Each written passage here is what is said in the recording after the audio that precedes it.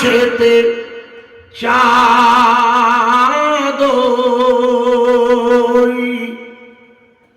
মাহে শাবানে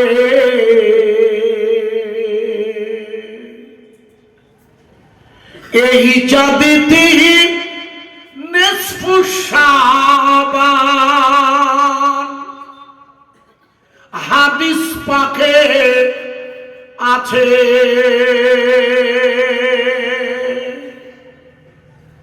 এই চাঁদেতে বরকত হবে সারা দুনিয়া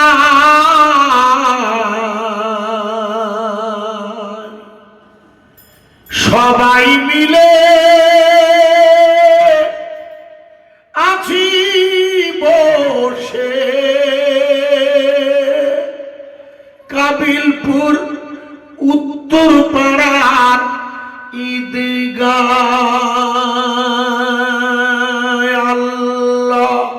আল্লাহুম্মা সাল্লি আলা একটু জোরে বলুন সাইয়্যিদিনা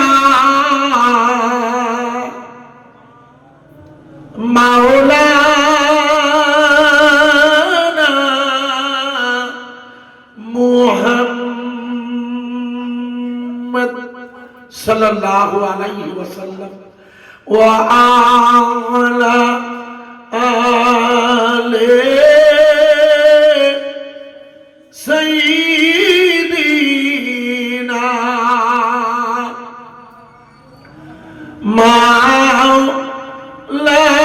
মাওলানা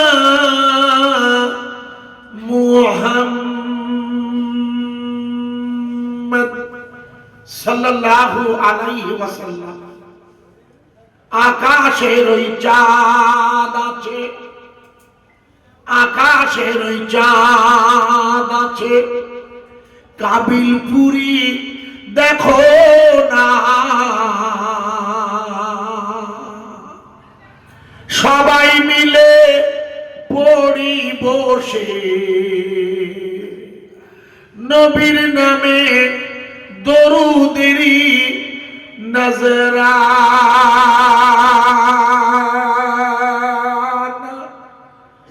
এমন নবী কোথায় পাবে ঠিক আছে এমন নবী কোথায় পাবে আমায় তোমরা বলো না নবী আছে মদিনায় কবে যাব জানি না আল্লাহুম্মা সাল্লি আলা সাইয়্যিদিনা মাওলানা মুহাম্মদ সাল্লাল্লাহু আলাইহি ওয়াসাল্লাম ওয়া আলা আলি সাইয়্যিদিনা মাওলানা মুহাম্মদ সাল্লাল্লাহু আলাইহি ওয়াসাল্লাম আউযু বিল্লাহি মিনাশ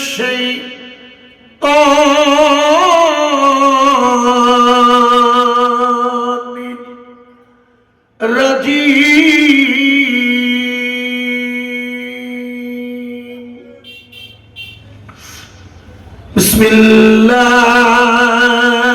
বিসমিল্লাহির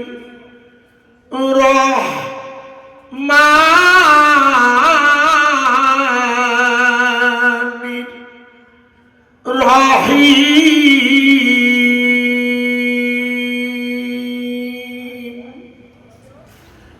ওমা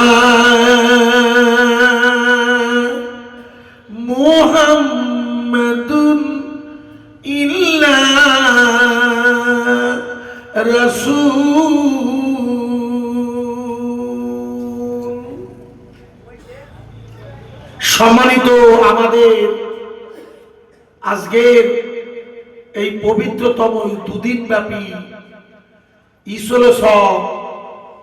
ইসালে সবের পরিচালক মণ্ডলী নির্বাচিত মুহতারাম সভাপতি সাহেব, বিশেষ করে আমাদের এই মহল্লার জামে মসজিদের সম্মানিত ইমাম সাহেব ভাইজান এবং সুধী মুয়াজ্জিন সাহেব, ফুরফুরা শরীফ থেকে আমাদের ছেলেরা এবছরে আপনাদের কাছে ফুরফুরা দাদা হুজুরের প্রিয়তম আওলা।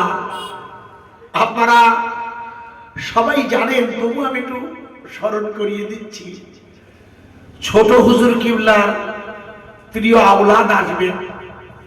আপনারা জানেন, এতদিনে জেনেছেন হয়তো, ফুরফুরা শরীফের গ্রাম পঞ্চায়েত ফুরফুরা শরীফের নামে ফুরফুরা শরীফ গ্রাম পঞ্চায়েতে এবছরে ওখানে জনসংখ্যা হচ্ছে 18,000। মোট ফুরফুরার পঞ্চায়েতের বিভিন্ন বুথের জনগণনার মূল হলো 18,000।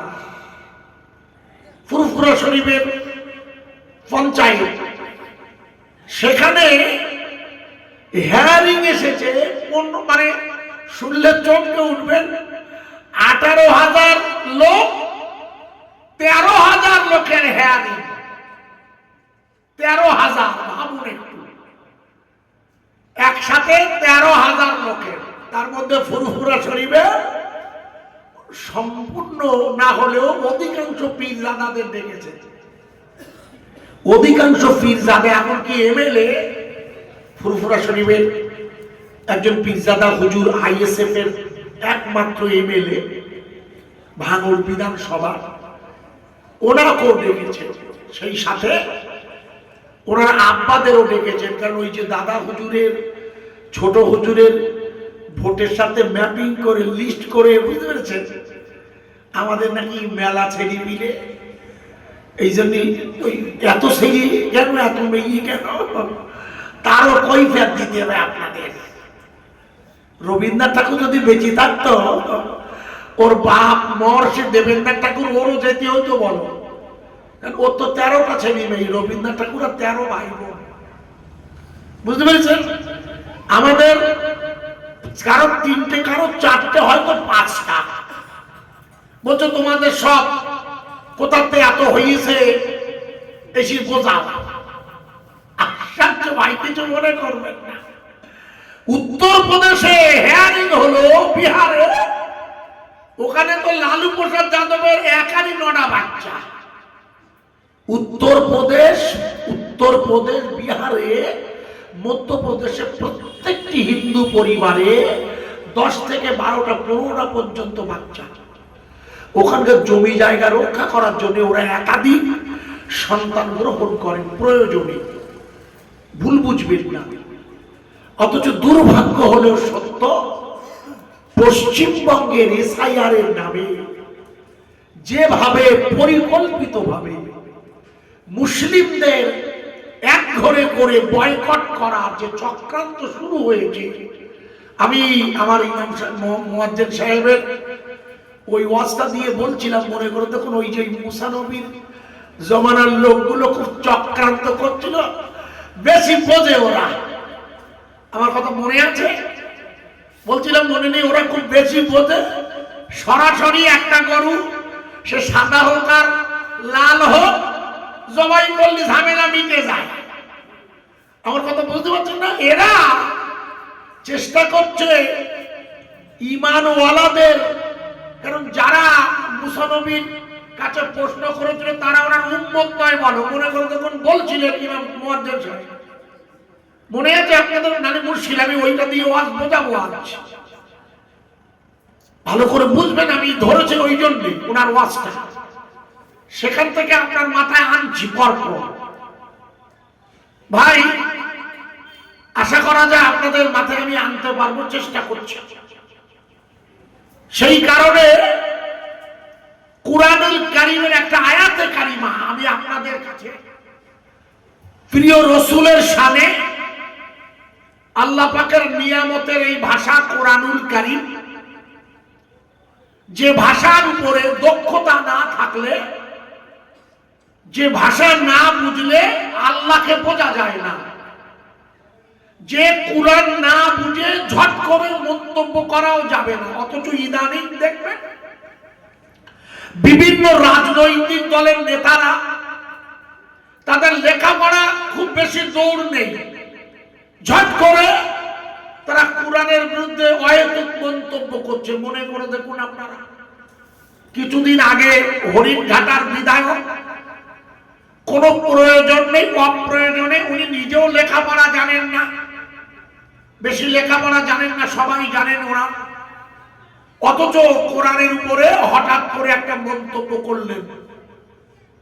আপনারা সবাই এনার নাম জানেন, পৃথিবীর সেরা এক বিজ্ঞানী মিস্টার গ্যালিলিওর নাম শুনেছেন আপনারা যারা পড়াশোনা করেন, ন্যূনতম এনার নাম জানেন, গ্যালিলিও, এনার নাম শুনে থাকবেন। পৃথিবীর সেরা এক বিজ্ঞানী যার নাম চার্লস ডারউইন, নাম শুনেছেন কিনা জানি না, অভিব্যক্তিবাদের জনক যিনি। এরা এত বড় বড় বিজ্ঞানী, উচ্চ পর্যায়ের শিক্ষিত, এদের প্রাথমিক পর্বের মনোভাব ছিল কোরআনের বিরোধী।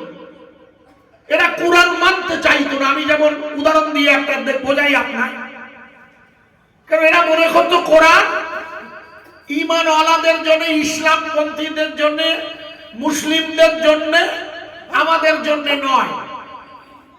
এরা কোরআনের উপরে হয়তো প্রলেপ লাগাতো, বিরোধিতা করত। আপনি নিশ্চয়ই আমার সাথে একমত হবেন। আল্লাহ তাবারাক তাআলার কাছে যখন আল্লাহ কোরআন পাঠালেন, খুব মন দিয়ে শুনবেন, যেহেতু কোরআন আল্লাহ পাঠিয়েছেন, যেহেতু পাহাড় বললে আল্লাহ, পাহাড় বললে আল্লাহ, আমি এর ভার সইতে পারবো না, আমার ক্ষমতা নেই কোরআনের ভারটা, ওয়েটটা এত ওয়েট, ভালো করে বুঝবে। পাহাড় বলছে কোরআনে, আল্লাহ তার প্রসঙ্গে এনেছেন কোরআনে, যে আল্লাহ যদি আপনি আমার উপরে ওটাকে নাজিল করেন, অবতরণ করেন, আমি ভার সইতে পারবো না, ভেঙে চুরমার হয়ে যাবে আমার। মনে করে দেখুন, আল্লাহ জিবরিল আমিনকে বললেন, পাহাড় নিতে চাইছে না। এর পাহাড় যেটাকে অস্বীকার করছে, সেটা ওর ভারের জন্য, ওর গুরুত্বটা, কোরআনের গুরুত্ব বোঝাতে আল্লাহ এখানে এনেছে। আল্লাহ বললে, জিবরাইল, জিবরাইল, আমি আপনাকে দায়িত্ব দিলাম, আপনি এই কোরআনটা নিয়ে যান, এটা নিয়ে গিয়ে আপনি আমার বন্ধুর কলবের উপরে নিক্ষেপ করবেন। ওই জায়গায় আমি আল্লাহ কোরআনটাকে রক্ষা করব, সংরক্ষণ করব, কারণ রসুলের কলবে মুমিনের কলব পারে এই কোরআনটাকে সংরক্ষণ করতে। কোরআন একমাত্র নিতে পারবে আমার রসুলের কলবে। আপনি তাই কোরআনটা আমার রসুলের কলবে নাযিল করুন। একবার জোরে বলা যাবে না আমি? এত ভার, এত ওয়েট কিছুতেই নিতে চাইল না। পাহাড় গ্রহণ করছে রসুলের কলব। ভালো করে ওয়াজ বুঝবেন, আল্লাহ পাকের রসুলের কলবের উপরে কোরআন নাযিল হয়েছিল। এই জন্যে বিশ্ব নবীকে জিবরিল আমিন 4 বার ছিনাচাক করেছিল। অন্য কোন নবীর ক্ষেত্রে এটা ঘটেনি। মুসা আলাইহিস সালাম, যার কথা দিয়ে শুরু করেছিলাম ওয়াজ, মুয়াজ্জিন সাহেব হুজুর যার কাহিনী সুন্দর করে বলছিলেন, এই মুসা আলাইহিস সালাম আল্লাহর কাছে দরখাস্ত করত, মনে করতে কোন রব্বি শরহ লি সাদরি, যেটা আমাদের ওলামাগণ তাদের বাচ্চাদের মাদ্রাসায় বাচ্চাদের পড়ানোর আগে পড়ায়, মনে করে দেখুন বাচ্চারা যখন শুরু করে প্রথম বক্তব্যে পাঠ, তখন দুটি দোয়া পড়ে, রব্বি জিদনি ইলমা, বলে না? আমি জানি আপনাদের ওস্তাদ হুজুরা যারা আছেন খোঁজ নিয়ে দেখবেন। রব্বি জিদনি ইলমা মানে কি? মানে জানেন এর মানেটা? আমাদের ছেলে মেয়েদের পড়ানোর জন্য খুব সহজ করে হুজুর বলেন, কিন্তু এর গুরুত্বটা অনেকেই জানেন না। এর বাংলায়, হে আল্লাহ আপনি আমার জ্ঞানটা বাড়িয়ে দিন। এই জ্ঞান বাড়িয়ে দেওয়ার এই দোয়াটা করেছিলেন কে? আপনি ইমাম সাহেব। তাহলে হুজুররা পড়ান, আপনি তো পড়ান না, একজন পড়ানো, এটা দিয়ে আমরা শুরু করি, এইটা বলছি। হুজুর না পড়ান, মুয়াজ্জিন হুজুর পড়ান, এইটা দিয়ে শুরু করেন পড়া। ছোট প্রথম যেদিন আলিম বাতাসা শেখানো হয়, রব্বি জিদনি ইলমা মানে কি? হে আল্লাহ আপনি আমার জ্ঞানটা জিদনি জিয়াদা, আমার জ্ঞান ইলম মানে জ্ঞান বাড়িয়ে দিন। কোন জ্ঞান? এই দোয়াটা করেছিল কে? এই দোয়াটা মিরাজের রাতে আল্লাহ রাসূল করেছিলেন। মনে করে দেখুন আপনারা, হুজুররা সাক্ষী দিবে। মিরাজের রাতে আল্লাহ রাসূল আল্লাহর কাছে দাবি করেছিলেন, আপনি আমার জ্ঞান বাড়িয়ে দিন। এই জ্ঞান হলো ইলমে মারিফাতের নূরের জ্ঞান আমায় দিন আল্লাহ। ওই নূরের জ্ঞান না দিলে আমি কিছু টেকআপ করতে পারবো না। আল্লাহ রাসূল আল্লাহর কাছে বলেছিলেন, রব্বি জিদনি ইলমা। যে ইলমটাকে ফুরফুরা শরীফের মুজাদ্দিদে জামানের ভাষা হলো, হুজুর লিখেছেন, দেখবেন যে আমি আমার খানকায়, আমি আমার দরবারে যত রকমের এলেম আছে, সেই এলেমের মধ্যে সেরা এলেম হচ্ছে এলেমে লাদুন্নি। যে এলেম আল্লাহর কাছ থেকে আসে, ওই এলেমটা আমি বসিরা হুজুরের কলবে দিয়েছি। আছে না ভাই? আমি বাজে ওয়াজ করি না, এটা আমার স্বভাব বিরুদ্ধ বরাবরই। অন্তত আমি যতটুকু কথা বলি জেনে বুঝে দেখে শুনে, যাতে আমার নিজের উপকার হয়, আপনারও উপকার করতে পারি কিনা জানি না, তো বোঝাতে পারি। আল্লাহর ওলি ফুরফুরার মুজাদ্দিদে জামান দাদা হুজুর আবু বকর সিদ্দিক রাহমাতুল্লাহ আলাইহি জানার নাতি আসবেন এখানে, যিনি কামেলে মোকাম্মেল আল্লাহর ওলি ছিলেন। মনে রাখবেন, কামেলে মোকাম্মেল আল্লাহর ওলি ব্যতি রেখে, আল্লাহর এই ওলি কামেলে মোকাম্মেল ওলি ব্যতি রেখে আপনার মনোবাঞ্ছনা পূর্ণ হবে না। এমনি আপনাকে কামেল আল্লাহওয়ালা লোকের সোহবতে ইলমে মারিফাতের নিশ্চয়ই জ্ঞান লাভ হবে, কিন্তু দাদা হুজুর লিখেছে আপনাকে পূর্ণ ইলমে লাদুন্নি, ইলমে মারিফাতের জ্ঞান অন্বেষণ করতে গেলে আপনাকে কামেলে মোকাম্মেল আল্লাহওয়ালার সোহবতে থাকতে হবে। আর এই কামেলে মোকাম্মেল কে? দাদা হুজুর তার সংজ্ঞা দিয়েছে, ইনশাআল্লাহ আমি সুযোগ হলে দিয়ে দেব। আগে যেটা আপনাকে বোঝাচ্ছিলাম, তাই রাসূল পাক সাল্লাল্লাহু আলাইহি ওয়াসাল্লাম আল্লাহর কাছে এলেম চেয়েছে। কোরআনটা নূর না হুজুর? হুজুর কোরআন নূর না? 17 মারা নূরুম মিন নূরি। আমি হাফেজ নই, আমি কারিও নই, হুজুররা ভালো পড়বে। 17 পারায় কোরআনের একটা সূরা আছে, নাম তার আন-নূর। কোরআন হচ্ছে নূর, জ্যোতি, লাইট, আলো। বিশ্ব মানবতার কল্যাণে আল্লাহ পাক তার রাসূলের কলবে প্রেরণ করেছে। এই জন্যে আপনারা জানেন কি জানি না, আমি একটু ধরিয়ে দিলে বুঝতে পারবেন।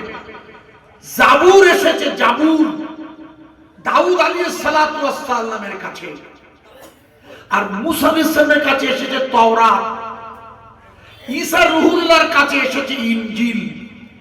আপনারা লক্ষ্য করে দেখুন, এই তিনটি কিতাব, প্রত্যেকটি কিতাব তার অনুসারীরা শয়তানের ওয়াসওয়াসায় পরিবর্তন করে ফেলেছে। যেমন মুসা আলাইহিস সালামের তাওরাতটাকে ইহুদিরা নিজেদের মতো করে নিয়ে নাম রেখেছে তোরা। আপনি নিশ্চয়ই জানেন ইহুদিদের ধর্মগ্রন্থের নাম তোরা, তয়কার রয়াকার হ, অথচ আল্লাহর ওই কিতাবটির নাম রেখেছেন তওরাত।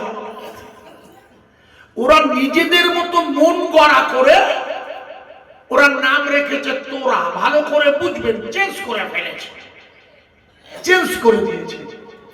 ইনজিলটা এসেছে নবী ঈসা আলাইহিস সালাতু ওয়াস সালামের কাছে, কিন্তু পরবর্তী পর্যায়ে ওরা ইনজিলে নিজেদের মত ঢুকিয়ে দিয়ে ও নাম রেখে দিয়েছে বর্তমানে বাইবেল।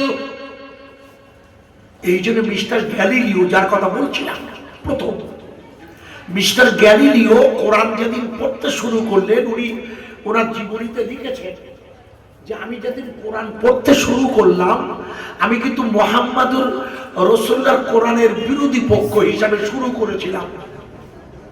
যেহেতু আমি খ্রিস্টান, আমি তো খ্রিস্টান, আর খ্রিস্টানদের ধর্মগুরু অথবা আমাদের যার আমরা শ্রেষ্ঠ বলে মনে করি তিনি আমাদের ধর্মগুরু যীশু খ্রিস্ট, অথবা আমি ওনার অনুসারী। এই জন্য আমার ইচ্ছা ছিল কোরআনুল কারিমে ওনাকে জানা। আমি মুহাম্মাদুর রাসূলুল্লাহর কোরআনটাকে আমি পড়তে গিয়েছিলাম ভুল ধর্ম। মুসা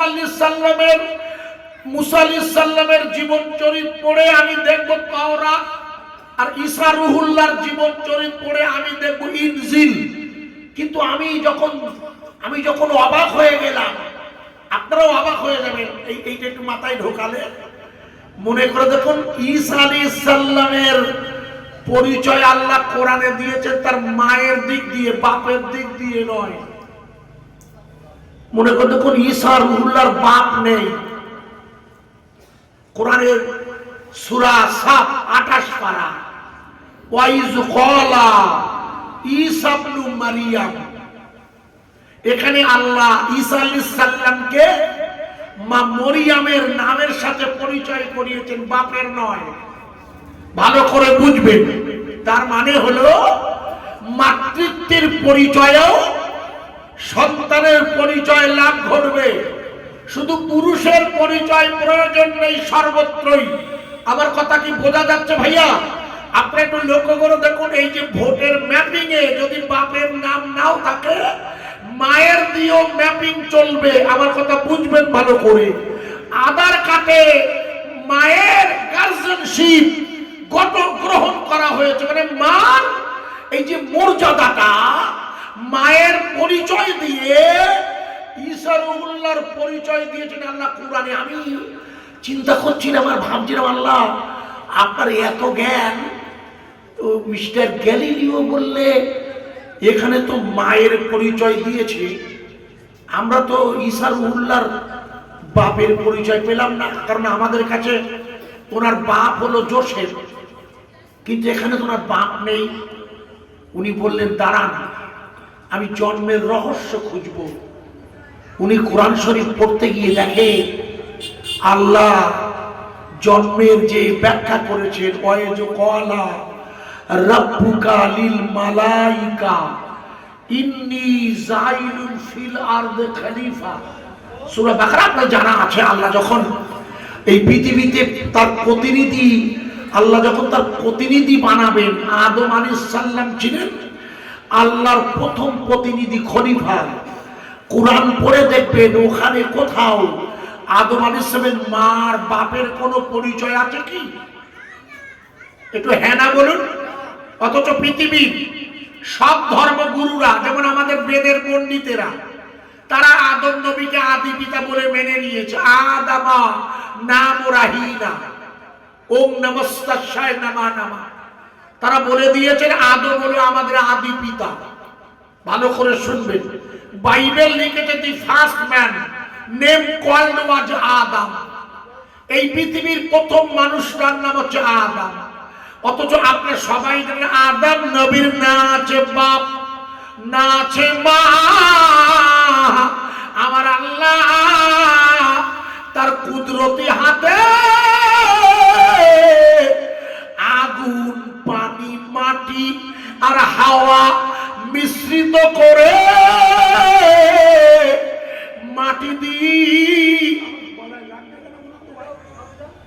আপনার এই মাইকে টানতে গেলে গলায় লাগছে, আর তো আর কোনো সমস্যা বুঝছি না, একটু দেখবেন তো। আদম আলাইহিস সালাতু ওয়াস সালামের ভালো করে শুনবেন, আব্বা আম্মার কোনো পরিচয় ওখানে নাই। মিস্টার গ্যালিলিও বললে কুরআন আমার চোখটা খুলে দিয়েছে। এখানে যখন আদমের মা বাপ নাই, বিনা মা বাপে যদি আদম জন্ম নিতে পারে, ঈসা রুহুল্লাহর মা আছে, ওটা তোমার কপাল ভালো, বাপ না হলে এটা আল্লাহর পক্ষে সম্ভব। একটু জোরে বলবেন না, আরো জোরে বলবেন না, বলে এটা আল্লাহর পক্ষে সম্ভব। বাপ মা লাগে না। আদম নবীর ক্ষেত্রে আপনারা মনে করে, আপনাদের মনে নেই বলে আমি মনে করিয়ে দিই, আপনারা বুঝতে পারবেন আশা করছি। মিস্টার গ্যালিলিও অবাক হয়ে বললে যে সত্যি তো মালিক তার কুদরতি হাতে আদম আলাইহিস সালামকে বানিয়েছে। কি দিয়ে বলুন বলুন, কি আমি বলেছি বলুন? মাটি, পানি আর ওটা হাদিসে আছে মা সাহেব, আব আকাশ বাত খাস। এর ভাষা হলো এই আরবি ফার্সি মিলিয়ে আব আকাশ বাদ খা, এর আরবি ফার্সি মিলিয়ে ভাষা, অর্থাৎ আগুন, পানি, মাটি আর হাওয়া। আমাদের সকলের শরীরে এই চারটি উপাদান আছে, এই চারটি সকলের, প্রত্যেক নারী পুরুষ, হিন্দু মুসলিম, এছাড়া আরো 6টা আছে। এই চারটে বাদে আর যে 6টা আছে তার নামগুলো আপনারা জানেন, হয়তো মনে নেই। তার একটির নাম হচ্ছে কলব, একটির নাম রূহ, আর একটির নাম সের, একটির নাম খফি, একটির নাম আখফা, একটির নাম নফস। খুব ভালো করে বুঝবেন। প্রথম যে 4টি কথা বলেছে, আগুন, পানি, মাটি, হাওয়া, এই 4টির সাথে আরো 6টির নাম আমি যোগ করে দিলাম। কলব, রুহু, সের, খফি। এখানে একটা কথা এবার বলতে, আমার কথা কি বুঝতে পারছেন আপনারা? এখানে একটা কথা বলতে হবে, কি সেটা মনে করে দেখুন। মিস্টার চার্লস ডারউইন উনি বলেছিলেন মানুষ তৈরি হয়েছে বানর থেকে। বলেছিল কিনা? হ্যাঁ না বলুন আপনারা। একটু না বললে আমি অদ্ভুতাতে পারবো না। একটা বিষয় রেজিস্ট্রেশন করছি। কি বিষয়? মনে করে আমি রেখে দিয়েছি। মুসা আলাইহিস সালাম আল্লাহর কাছে বলছিল রব্ব শরহলি সাদরি, মনে আছে? বলছিলাম মনে নেই যে বাচ্চাদের পড়ানোর দুটো জিনিস শেখায়, রব্বি জিদনি ইলমা আর রব্ব শরহলি সাদরি ওয়া ইয়াসসির লি আমরি ওয়া হলুল উকদাতাম মিন লিসানিহি ইয়াফকাহু কওলি। মনে নেই? পড়ছিলাম। এ তো সব বক্তব্যের বাচ্চাদের প্রথম দিনের ট্রেনিং শুরু হয়। সব মক্তব মাদ্রাসা ওস্তাদ হুজুররা এটা দিয়েই তার ছাত্রকে শিক্ষা দেয়। রব্বি জিদনি ইলমা, মিরাজের রাতে রাসূলের চাওয়া ইলম। ভালো করে শুনবেন। আর মুসা আলাইহিস সালাম আল্লাহর কাছে যে ইলম চেয়েছিল, রব্বি সাদরি, রব্বি শরহলি সাদরি ওয়া ইয়াসসির লি আমরি ওয়া হলুল উকদাতাম মিন লিসানি। আমি পরে আনবো, ভালো করে বুঝবেন। ওয়াজ মুশকিলে পড়ে যাব। বাবুজি বলছিলেন, আমার আগের ওলামা বলছিলেন, মুয়াজ্জিন হুজুর সুন্দর বলছিলেন, মুয়াজ্জিন সাহেব, ইমাম সাহেব, হুজুররা ভালো আপনারা রেখেছেন দুজনকে, জ্ঞান রাখে। বুঝি তো বায়ান দেখে বোঝা যায়। তো প্রিয় ভাই সব, যেটা আপনাকে বলছিলাম, ভুলে গেলে মুশকিলে পড়ব। চার্লস ডারউইন বলেছিল মানুষ বানর থেকে তৈরি। সব ভাই জানেন যে বানর বিভিন্ন পরিবর্তনের মধ্য দিয়ে মানুষ হয়েছে। এটা ছেলে মেয়েদের পাঠ্য বই আছে। বিষয়টার নাম বিবর্তনবাদ। হেডিংটার নাম হচ্ছে বিবর্তনবাদ। কিভাবে বিবর্তন মানে পরিবর্তন হয়েছে। চার্লস ডারউইন সাহেব যখন মারা যাচ্ছেন, ভালো করে শুনবেন, উনি বিবর্তনবাদের জনক, কিন্তু মৃত্যু তো ওনার হবে। যার যেখানে মৃত্যু লেখা আছে সেখানেই হবে। আপনি হয়তো আমাদের ইন্ডিয়া, আপনাদের আত্মীয় স্বজন আছে, যারা এই তিনটে আত্মীয় জিজ্ঞেস করে দেখবেন, গত 4 দিন আগে, 3 দিন আগে, 3.5 দিন হয়েছে আর কি, আমাদের এলাকার একজন আমার পরিচিতা ভাবি হয়, বু হয়, যাই না, বাংলাদেশ সফর বেড়াতে গিয়েছিল, সেখানে গিয়ে মারা গেছে। ও যখন বেঁচে ছিল তার আগে ওর ছেলেকে বলেছিল যে মহাশয় আমার জানাজা যেন পড়ে, আমাদের পাশের পাড়া, আমার জানাজাটা যেন পড়িয়ে দেয়। এখন গত মারা গেছে 4 দিন আগে, পাসপোর্টের কোনো লোক মারা গেলে আপনাদের জানা নেই, ওটা হাই কমিশনের অনুমতি পেতে লাশ কাস্টম দেয় না। যারা কখনো যেন এমন মুসিবত না হয়, ও এক দেশ থেকে গিয়ে আর এক দেশে মারা গেলে লাশ আনতে সময় 4 দিন পর, আজকে কিছুতেই লাশ আনতে পারছে না। শেষ বেশ আজকে লাশ পরে আমার জানাজা পড়ার কথা, আবার এখানে আমার 8টায় টাইম, আমি ভাইকে বলছিলাম একটু জানাজায় আমাকে যেতে হবে, তারপরে আমি ঢুকে যাবো ইনশাআল্লাহ। তবে যেটা বলছিলাম, সে যার যেখানে মরণ হবে, আর মরণ হবেই আল্লাহ পাকের মঞ্জুর থাকলেই সবাই, কেউ মরণকে এড়াতে পারবেন না।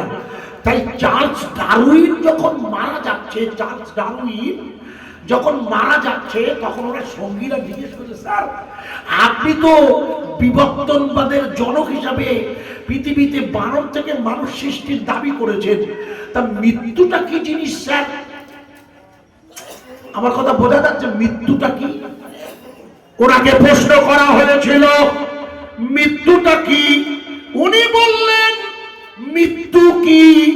এটা একটা জটিল প্রশ্ন আপনারা করেছেন আমার অনুসারীরা। হে আমার সবার লোকেরা যারা শুনুন, আপনারা শুনুন আমার অনুসারীরা, আমি মিস্টার ডারউইন বলছি, মরণটা হলো কি? উনি মরণের ব্যাখ্যা দিতে গিয়ে বললেন, ইয়াস আলুনাকা আনির রূহ, এটা হলো কুরআন শরীফের ভাষা। মিস্টার ডারউইন বললে আল্লাহ রাসূলকে, সোনার রাসূলকে প্রশ্ন করেছিল আবু জেহেল ওতবা, আপনি কি বলতে পারেন রূহটা কি? আপনার জানা আছে কি? হুজুরকে জিজ্ঞেস করেছিলেন, কুরআনুল কারীম দেখবেন রাসূলের কাছে এই প্রশ্নটা করেছিল। 3টি প্রশ্ন, তার মধ্যে একটি হাদিসের একটা পাঠ আমি ধরলাম। বলে রূহটা কি? রাসূল বললেন, মনে করে দেখুন এই একটা ব্যাপারে হুজুর একটু ডিলে করেছিল। হুজুর বলেছিলেন আমি আগামীকাল বলে দেবো, আমি ওদিকে আর যাচ্ছি না। শেষ বেশ জিবরাইল আমিন 11 দিনের মাথায় এসে বললেন, কুলির রূহ মিন আমরি রাব্বি, হে রাসূল আপনি বলে দিন রূহটা হলো আপনার প্রভুর হুকুম। রূহ হলো প্রভুর হুকুম জগতের। আমাদের শরীরের যে লতিফাগুলো আছে, এই যে লতিফা যেগুলো বাতাস বাতখা, এটা দুটো জগতের সম্পর্কে সম্পর্কিত। এই কলব রূহ শের কবি আত্মা, এটা হচ্ছে আমরে ইলাল্লাহ, এটা হচ্ছে হুকুম জগতের সাথে সম্পর্ক। জানা আছে কি আপনার? এই বলছে এটা জানতে হবে, হয়তো আপনি বুঝতে পারবেন না, প্রশ্ন করেছেন। হুকুম জগৎ মানে আল্লাহর হুকুমের সাথে সম্পর্ক। কাল রূহ শের কবি আত্মা, এগুলো হুকুম জগৎ। আর নফস বাতাস বাতখা, এগুলো হচ্ছে জুলুম, এটা জুলুম করে, নফস জুলুম করে মানুষের উপরে। এই জন্য ওটা হচ্ছে আলাদা। জুলুমের নফস হচ্ছে জুলুম করে, নফস মানুষকে অত্যাচারিত করে, কারণ নফসের খাওয়া হলো হারাম খাওয়া। নফসের কাজ হলো, এই জন্য আপনাকে নফস মুতমাইন করতে বলা হয়েছে কোরআনে, ইয়া আইয়ুহান নফস মুতমাইন্না। অর্থাৎ নফসের আবার 8টা ভাগ আছে, আপনি জানেন না। এমনি কোরআনের 3টি পড়েছে, 3টি হচ্ছে নফসে, আপনারা সবাই জানেন 3টি নাম আছে নফসের। এই 3টি নফস ছাড়াও আরো 5টা নফস আছে, মোট 8 প্রকার নফস আছে। নফসের ভাগ করেছেন আল্লাহর বুজুর্গরা। নফস আপনাকে সর্বক্ষণ ধোঁকা দেয়। নফসের কাজ হলো ধোঁকা দেওয়া। এই দুনিয়ার জমিনের রঙিন স্বপ্নে নফস আপনাকে প্লুব্ধ করে। আমি দেখাচ্ছি। একটি নফস হচ্ছে নফসে, আপনারা সবাই জানেন যে নফসটা সর্বক্ষণ দোদুল্যমান, দুলছে কিনা? না না, আমি আপনাকে জিজ্ঞেস করছি না, আপনি তো জানেন। নফসের লাওয়ালা সর্বক্ষণ দোদুল্যমান।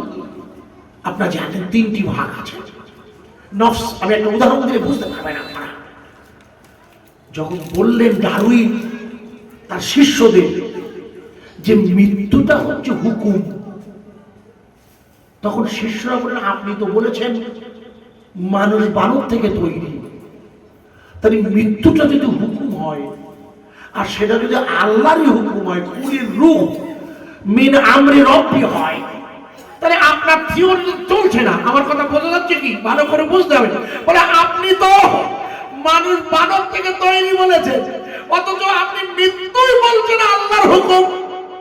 মৃত্যু যদি আল্লাহর হুকুম হয় তাহলে আপনার তত্ত্বটা খাটলো না, বানর থেকে মানুষ সৃষ্টি। কথা বোঝা যাচ্ছে কি? হ্যাঁ না বলুন।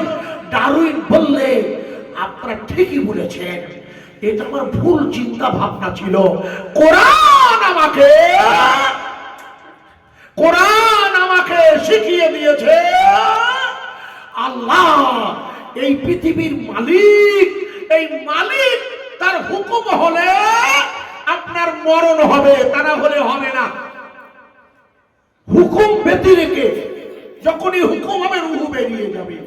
এই কিন্তু বিষয়টা আপনার হাতে। আপনার হাতে বলতে আপনি যদি এসআইআর এর আতঙ্কে নিজে ভয় করিয়ে ওই পায়খানা ঘরে গিয়ে গলায় দড়ি দেন, ওর জন্য আল্লাহ দায়ী নন। আমার কথা বোঝা যাচ্ছে কি? ইদানিং তো এসআইআর এর আতঙ্কে গতদিন মিডিয়ায় দেখছিলাম, আমি হাসছিলাম। একজন লোক শুনানিতে যাচ্ছে, বাক্স মাথায় দেয়। আপনারা জেনেছেন মনে হয়? ও বাক্স মাথায় করিয়ে বিডিও অফিসে হাজির নন্দীগ্রামে। মনে করে দেখুন, ওখানকার লোকজন জিজ্ঞেস করে, ও ভাই তুমি বাক্স নিয়েছো কেন? মানে আমার যা আছে সব মাল নিয়ে এসেছি, যেটা চাবে সেটা খুঁজিয়ে নেবে। তার মানে বুঝতে পারেনি এত আতঙ্ক।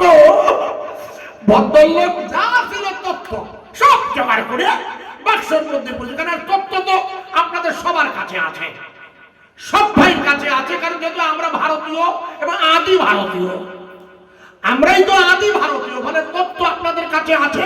4-5টা বাচ্চা, ওটা ডোমিসাইল বাসস্থানের এর উপরে প্যাডে লিখে দেবে পঞ্চায়েত, ওটা গ্রহণ হবে সরকারি নির্দেশ। আমার বংশ তালিকা যেটা, বুঝতে পারছেন কি? আপনার পঞ্চায়েত দিচ্ছে না, সরকার তো পঞ্চায়েত রবিবারে ছুটির দিনও খুলতে বলেছে, সব দিন পঞ্চায়েত খুলতে বলেছে, এখন কোনো ছুটি নেই। যে যা চাইবে সব দিতে হবে। গতকালকে আমাদের মুখ্যমন্ত্রীর মারাত্মক কথা বলেছে, মনে করো আমি রাজনীতির লোক নই, কিন্তু দারুণ কথা বলছিল। দিল্লি যাওয়ার পথে এই সাংবাদিকরা জিজ্ঞেস করছিল যে আপনি, কারণ আপনি দিল্লির পরিস্থিতি জানেন তো, গতকাল আজকে মহারাষ্ট্রের উপমুখ্যমন্ত্রী মারা গেছে অ্যাক্সিডেন্টে, আপনারা জানেন। আমি লম্বা করছি না, বক্তব্যটা বোঝানোর জন্য বলছি। মুখ্যমন্ত্রীকে সাংবাদিকরা জিজ্ঞেস করছিল, তিনি বললেন 30% লোককে যদি 30% লোককে যদি হ্যারেস করা হয়, তারা তো রেড রোড অবরোধ করতেই পারে। রেড রোড 30% মানে হলো আমরা, বুঝতে পেরেছেন? 30% কার? আমরা না, পশ্চিমবঙ্গে 30% তো আমরা। উনি ইশারা করেছেন, তার মানে হলো পরিস্থিতি জটিলের দিকে যেতে পারে। সেই জন্য ভুল বুঝবেন না, আমি বোঝানোর জন্য বলছি। এরা আপনার উপরে যে আঘাত দিতে চাইছে, এটা মনস্তাত্ত্বিক আঘাত। এটা ভালো করে ওয়াজ বুঝবে, এটা একটা মেন্টাল আঘাত, মানসিক আপনাকে বিপর্যস্ত করা, যেটা আল্লাহ রসুলকে করেছিল। ওরা মনে করে, দেখুন হুজুর আপনি নিশ্চয়ই আমার সাথে একমত হবেন, আবু জেহেল, ওদবা, সোয়াইবারা আল্লাহ রসুলের সাথে মনস্তাত্ত্বিক লড়াই করে রসুলকে এক ঘরে করে দিয়েছিল না? আরে হ্যাঁ না বলো। রসুলের জীবনী আপনাদের কাছে নেই? আমি বাজে ওয়াজ করি না, আপনার বাড়ি গিয়ে খুঁজে দেখবেন।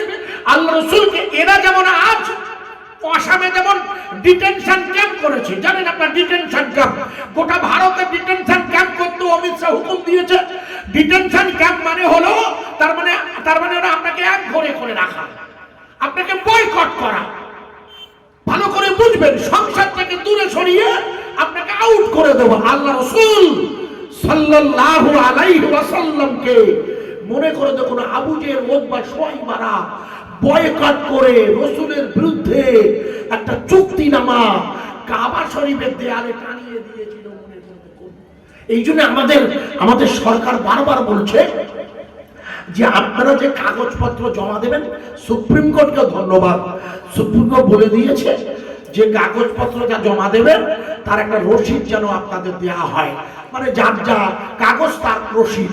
যদিও নির্বাচন কমিশনের বিরুদ্ধে আবার মামলা হবে, কারণ ও বেলা এখনো টানাতে পারেনি সব নাম এবং রসিদ এখনো দেওয়া শুরু করিনি। ও সুপ্রিম কোর্টের বিরুদ্ধে, ওর বিরুদ্ধে আবার মামলা হবে, মানে দেখে নেবেন। আমি ভুল বুঝছি না, আপনাকে ব্যাখ্যা করছি এসে গেল বলে, যেটা বলছিলাম বোঝানোর জন্য। লক্ষ্য করুন, ওরা রসুলের পক্ষে বয়কট করে কাবা শরীফের গায়ে একটা চুক্তিনামা টানিয়ে দিয়েছিল, কাগজ টানিয়ে দিয়েছিল। বেশ কিছুদিন হয়ে যাবার পর মক্কার ছেলেরা, আবু জেহেল, উতবা, শুয়াইবার বংশের লোকেরা, কোন ঈমানওয়ালা নয় কিন্তু, কোন মুসলমান নয়, ঠিক বলছি না হুজুর? মনে করে দেখুন, আবু লাহাব, উতবা, শুয়াইবা, আবু সুফিয়ানের পরিবারের লোকেরা, যারা আল্লাহর নবীকে নবী বলে মানে না, এই রকম একটা দল এসে আর রাসূলের নামে আবু জেহেলের কাছে এসে বললে, এ আবু জেহেল, উতবা, আমরা তোমাদের পরিবারের লোক, তবু তোমাকে বলতে বাধ্য হচ্ছি, তুমি যে মুহাম্মদ, আমরা বলবো সাল্লাল্লাহু আলাইহি ওয়াসাল্লাম, ওনাকে বয়কট করে কাবা শরীফে যে তালিকা টানিয়ে দিয়েছো, তুমি গিয়ে দেখো ওই গোটা তালিকাটা উই পোকাই খেয়ে নিয়েছে, কেবলমাত্র আল্লাহর নামটা বাদে। জোরে বলতে পারেন না? আরো জোরে বলা যাবে না? সব কাগজপত্র উই পোকায় খেয়ে নিয়েছে, ঠিক না বেঠিক? শুধু একটা নাম ঝরছে, কি নাম? একটু জোরে বলবেন, আরো জোরে বলবেন। ওটা বলতে হয় কোন জায়গা দিয়ে? ওটা জবান দিয়ে থোড়ো করে কলবে আনতে হয়। ওই থোড়ো কলবের অংশটা শরীর রক্তের মধ্যে ঢুকিয়ে দিতে হয়। ওকে তরিকতের ভাষায় বলে সুলতানুল আসকার। গোটা রক্ত, হাড় হাড্ডি আল্লাহর জিকিরে মত্ত হয়ে যায়। আমার কথা কি বোঝা যাচ্ছে ভাইয়া? এটা প্র্যাকটিক্যাল বলছি। ভাইয়েরা আছেন যারা, বড় ভাই যারা, আমি সাহেবেরা, যারা এই লাইনের লোক ভালো বলতে পারবেন, তারা, আমার যোগ্যতা কম, যতটুকু আমার প্রিয় মুর্শিদ, আল্লাহর বুজুর্গ, আল্লাহ ওলির সোহবতে আমার যতটুকু জ্ঞান দিয়েছে আল্লাহ, এবং বসিরহাটের আল্লামার কেতাব, হযরতে দাদা হুজুরের কেতাব পড়ে যতটুকু বুঝেছি, আপনাকে ততটুকুই শুধু বোঝাচ্ছি। আমার জ্ঞান কম। এই মুখ থেকে নিয়ে, এটা হচ্ছে লফজ, এই লফজটা এখানে নিয়ে যেতে বলছেন। কে বলছেন? মুসা আলাইহিস সালাম বলেছিলেন, রব্বিশরাহ লি সাদরি। মনে করে দেখুন, হে আল্লাহ, আপনি আমার সদরটাকে প্রশস্ত করে দিন। সদর, সদর মানে বোঝা যাচ্ছে বুকের এই জায়গাটাকে সদর বলা হয়। আলাম নাশরাহ লাকা সদরক। আল্লাহ বলছে, হে রাসূল, আমি কি আপনার সদর মানে বুকটাকে প্রশস্ত করে দেইনি, চিরে ফেলিনি? সূরা ইনশাআল্লাহ সদর, মুসা আলাইহিস সালাম তার সদরটা প্রশস্ত করতে চাইছেন। দেখুন না, মানে তাই তো ভাই, ওই যে আয়াতটা কোরআনের আয়াত, ওটা মুসা নবীর কথা কোরআনে আল্লাহ এনেছেন। এই মুয়াজ্জিন সাহেব আমার কাছে এসে বসুন, ওখানে পড়তে যাচ্ছেন কেন ভাইয়া? রব্বিশরাহ লি সাদরি, হে আল্লাহ, আপনি আমার সদরটাকে প্রশস্ত করে দিন। মনে রাখুন, আল্লাহ পাক বলছেন, মুসা, আপনার ব্যাপারে এই মুহূর্তে আমি সিদ্ধান্ত নিচ্ছি না, কিন্তু আমার রাসূলের ব্যাপারে আমার সিদ্ধান্ত নেওয়া হয়ে আছে। আলাম নাশরাহ লাকা সাদরাক, আমি তার বক্ষটা বিদরণ করবই। কবার? 4 বার, এক বার না। আমি আমার রাসূলের সিনাটাকে, সিনা মানে সাদর, ওটাকে আমি কাটবই, এটা আমার ইচ্ছা। আপনি আমার কাছে দোয়া করছেন, করুন, কিন্তু আপনার বিষয়টা রিজার্ভ, সংরক্ষণ করা। কেন? আপনি যে উদ্দেশ্যে সদরের কথা বলছেন, সে উদ্দেশ্য হচ্ছে আমার সাথে আপনি সাক্ষাৎ করতে চাইছেন। আমার কথা বোঝা যাচ্ছে কি? মুসা আলাইহিস সালাম তো আল্লাহর সাথে সাক্ষাৎ করতে চাইছিলেন। ভালো করে হুজুর যেটা বলেছিলেন মুসা আলাইহিস সালামের কথা সুন্দর বলছিলেন, সময় অভাব। রাসূল পাক সাল্লাল্লাহু, আমি বোঝাতে পারছি আমার কথাগুলো বোঝাচ্ছে কি? আমি একটা বিষয় হুজুর বলছিলেন তো ধরে দিয়ে যাচ্ছি। আজ বাবাজি বলছিলেন সাদা মুসা আলাইহিস সালামের ছদরটাকে আল্লাহ প্রশস্ত করালে আল্লাহর সাথে মুসা নবী সাক্ষাৎ করাটা অবশ্যম্ভাবী হয়ে যেত। ভাইয়া, আল্লাহ পাক তো মুসা আলাইহিস সালামের সাথে আল্লাহ পাক তো সাক্ষাৎ করবেন না, যদিও বারবার বলার কারণে আল্লাহ বলে ঠিক আছে, আপনি যখন শুনছেন না লাম তারানি, শুনছেন না মোটে, তা তুর পাহাড়ে আসুন। আসুন আপনি মনে করে দেখুন, মুসা আলাইহিস সালাম তুর পাহাড়ে এলে আল্লাহ নূরের তাজাল্লিতে পাহাড় যখন জ্বলছে মুসা আলাইহিস সালাম অজ্ঞান হয়ে পড়ে গেছিল। মনে করে দেখুন, এটা তো কোরআনের কাহিনী রে বাবা। মুসা আলাইহিস সালাম পড়ে গেছে, জ্ঞান নেই আর, ওনার ইলম শেষ। যে ইলম মুসা আলাইহিস সালামের ছিল ওই ইলমে আল্লাহর দেখা হবে না। আমার ওয়াজ কি বোঝা যাচ্ছে?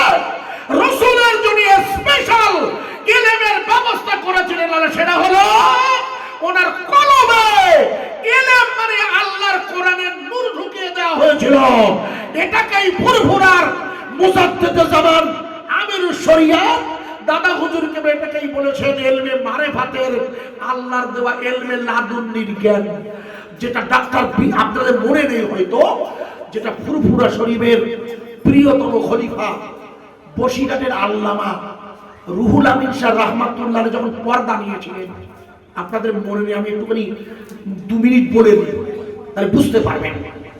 বসিরহাটের আল্লামা হুজুর পর্দা নিয়েছিলেন কলকাতায়, ওনার নিজের বাড়িতে নয়, মুখস্থ রাখুন। অবিভক্ত বাংলার মুখ্যমন্ত্রী এ.কে.এম. ফজলুল হক সাহেবের বাড়িতে, মনে করে দেখুন, কলকাতার ঝাউতলায় ওই ফুরফুরা শরীফের দাদা হুজুরের প্রিয়তম খলিফা বসিরহাট হুজুরের বিশ্বস্ত ইনি, ওনার বাড়িতে হুজুর অপেক্ষা করছেন। কে? দাদা হুজুর। উনি যখন অপেক্ষা করছেন, দাদা হুজুরের খলিফা বসিরহাটের আল্লামাকে ওখানে রাখা হয়েছে, কারণ হুজুর একটু অসুস্থ, হুজুরের চিকিৎসা করবে। তৎকালীন বাংলার সেরা চিকিৎসক ডাক্তার বিধান চন্দ্র রায়। আমার কথা বোঝা যাচ্ছে কি? হ্যাঁ না বলি? তৎকালীন বাংলার সেরা, ইনি সবাই জানেন ইতিহাস। ইনি গোটা পৃথিবীর একজন বিখ্যাত ডাক্তার হিসেবে পরিচিতি লাভ করেছিলেন। আপনারা মনে করে দেখুন, এনাকেই দেখানোর নিয়ত করছেন, কিন্তু যেদিন দেখানো হবে সেদিন ছিল শুক্রবার, দেখানোর নিয়ত। আর শুক্রবার ভোরবেলা বাংলাদেশের কাদিয়ানী শহরী তথা আগরটান, আপনার নাম শুনেছেন সুফি ফজলুল করিম রহমাতুল্লাহ আলাইহি, নাম শুনেছেন? কেন শোনেননি? বয়স হলে তো শোনা উচিত। আমাদের ইয়াকুব মহাশয়, ইয়াকুব একটা মাদ্রাসা আছে ওনাদের, দেখবেন ওখানে লেখা আছে আমিনিয়া, সিদ্দিকিয়া, কারিমিয়া। এই কারিমিয়া হলো সুফি ফজলুল করিম রহমাতুল্লাহ আলাইহি। ইনি হচ্ছেন পানিগোবরার হাফেজ সাহেব হুজুরের প্রথম পীর। লিখে নেন, পানিগোবরার হাফেজ সাহেব হুজুরের সোহবতে ইনি প্রথম আসেন, এই সুফি ফজলুল করিম হুজুরের সোহবতে। তারপর সুফি ফজলুল করিম পদ্মা নিলে উনি চলে যান মেজলা হুজুরের হাতে। আমি লম্বা করছি, পীর মারা গেলে আপনাকে পীর ধরতেই হবে, পীরের সোহবতে থাকতে হবে কম্পালসারি, এটা ফরজে আইন। তো এলমে মারিফাত শেখাটা, এলমে মারিফাত শেখা তো ফরজে আইন। আপনারা জানেন মেজু হুজুর লিখেছে। আমি ওসব অত বলতে গিয়ে সময় পাবো না, মূল বায়ানে ঢুকছি তো পরপর। প্রিয় ভালো করে বুঝে নিন ভাইয়া, বসিরহাটের আল্লামা হুজুর যখন অসুস্থ, ওই দিন সুফি ফজলুল করিম রহমাতুল্লাহকে বসে বলছেন, আচ্ছা ওই তাহাজ্জুদের ওয়াক্ত হলে আমাকে জানাবেন তো আপনারা। ওই আমি সেদিন গিয়েছিলাম উলাসি, মৌলানা তোজাম্মেল সাহেব, উলাসিতে একজন বড় আল্লাহ উনি ছিল, আপনারা জানেন কি জানি না, উলাসি নদিয়া জেলায়। খুব আমাদের ওই ইসলামের সবাই বক্তা করতে আসতেন বাচ্চাবেলা। আপনার ছোটবেলায় আমি ওনার ওয়াজ শুনেছি, ইনিও আছেন হুজুরের সাথে। হুজুর বলছেন, আপনারা আমাকে ফজরের ওয়াক্ত হলে বলবেন, তা ফজরের ওয়াক্ত হয়ে গেছে, তাহাজ্জুদের ওয়াক্ত পর থেকে ফজরের ওয়াক্ত হয়ে গেছে, হুজুর নামাজ পড়েন বসে বসে। এই হলো ওনার জীবনের শেষ নামাজ। 2 রাকাত সুন্নাত, 2 রাকাত ফরজ পড়ে নিয়ে বললেন, বাবা ফজলুল করিম সুফি সাহেবরা আপনারা মসজিদে যান, আজান হয়ে গেছে। যাবার সময় তসবিটা হাতে দেন, আমার তসবিটা দেন, আর আমার তাওয়াল দিয়ে, মানে এটাকে উনি আমরা তোয়ালি বলি বা হাজিদের রুমাল বলি, উনি বলতেন অর্থাৎ এটাকে উনি খুব পছন্দ করতেন। এটা বলে হুজুর বলেন ওনা আমার গায়ে দিয়ে দেন। উনি বলতেন তাফান, কি বলতেন? তাফান, মুখস্থ করেন, সাদা তাফানটা আমার গায়ে দিয়ে দেন। হুজুরের গায়ে দিয়ে ঢেকে দেওয়া হলো। সুফি ফজলুল করিম রহমাতুল্লাহ আলাইহি নামাজে গেলেন মসজিদে, কলকাতার পাকসার কাছে 4 নম্বর ব্রিজের পাশে বড় মসজিদ আছে, আপনারা জানেন। নামাজ শেষ করে এসেছেন, যখন নামাজে গেছেন তখন হুজুর অলরেডি পর্দা নিয়েছেন, অলরেডি উনি ইন্তেকাল করেছেন, বোঝা যাচ্ছে? কিন্তু ইন্তেকাল করেছেন বটে, কিন্তু আশ্চর্য ওনার কলম মুবারকটা, অর্থাৎ যেটা ঈমান, শরীরের ওনার লতিফা চলছে। আপনারা বিশ্বাস না, আল্লাহর কসম বলছি, আল্লাহ আমার আল্লাহর কসম করে বলছি, আমি কখনো করি না, আজকে করছি, এই অন্য কোনো কারণ বিশ্বাসটা জন্য আমার নিজের দেখা। আমি একজন কোনো আল্লাহ ওয়ালির, মহিলা আল্লাহ ওয়ালির মৃত্যুর সময় তার কাছাকাছি ছিলাম। আমি অবাক হয়ে দেখেছিলাম তিনি পর্দা নিয়েছেন, অথচ কেউ বুঝতে পারছেন না। আমি নিজেও বুঝতে পারছি না, বা তারা বুঝতে পারছে উনি পর্দা নিয়েছেন। ওনার পাশে যিনি ছিলেন একজন মহিলা, তিনি চেঁচিয়ে বলছেন, হুজুর সাহেব আশ্চর্য, ইনি সবাই বলছেন মারা গেছেন। অলরেডি তখন মারা গেছে, অলরেডি মারাও গেছে, 20 মিনিট হয়ে গেছে। বিশ্বাস করুন, উনি কানটা দিয়ে ওই আল্লাহওয়ালি মহিলা জাকেরিন, তিনি ওনার কানটা বুকের কাছে নিয়ে চেঁচিয়ে বলছে ওনার হাড়ের এখানটা, ওনার কলমের ওইখানটা চলছে, স্পন্দন হচ্ছে, আমি নিজে শুনছি। গোটা মহিলা জগৎ সব সাক্ষাৎ, মেয়েরা তো আমরা পুরুষ থাকতে পারি না বাইরে, মহিলারা অবাক হয়ে বলছে, বলছো কি? সঙ্গে সঙ্গে একজন বললে তাই ডাক্তার নিয়ে আসা যাক। 2 জন ডাক্তার এলেন মোটরসাইকেলে করে, এসে টর্চ মেরে, বিশ্বাস করুন আল্লাহ জানেন, আমি দেখছি টর্চ মেরে দেখলেন, কিন্তু চোখটা নড়ছে না। বললেন মারা গেছে অলরেডি। কিন্তু আশ্চর্য, এই এনার শরীরটা মৃত্যু হয়েছে এখন আমরা বলতে পারছি না, কারণ ওনার বুকের দিকটা আপনি অবাক হয়ে যাবেন। আমি ওই মহিলা বলছে, আমি নিজে যেহেতু পুরুষ মানুষ, সেখানে যাবার প্রশ্নই আসে না, কিন্তু এটা আমার বিশ্বাস হয়েছিল। ফুরফুরা শরীফের মুজাদ্দিদে জামান আমিরুল শরীয়ত দাদা হুজুরের প্রিয়তম আল্লামা হুজুরের মৃত্যুর পর যখন ওই কাফনের ভিতর দিয়েও শরীর আল্লাহ আল্লাহ আল্লাহ বলছে, তখনই বিশ্বাস হয়েছিল এটা হয়, এটা আল্লাহর ওলির পক্ষে সম্ভব, আল্লাহর জাকিরদের জন্য এটা আল্লাহ করিয়ে দিতে পারে। এই জন্য যখন পর্দা নিয়েছেন হুজুর, ওরা বুঝতে পারছে না, সোজা ফজরের নামাজ শেষ করে ফজলুল হক সাহেব, উনি যেহেতু দামি মানুষ, মন্ত্রী, বিভিন্ন বিভাগের কাজে ব্যস্ত, উনি নিজের কাজে আছেন, এরা গিয়ে কোলের কাছে গিয়ে বলছে, ফজল সাহেব, মন্ত্রী সাহেব, হুজুর আল্লামাকে আমরা ঠিক বুঝতে পারছি না, বলে কেন কি হয়েছে?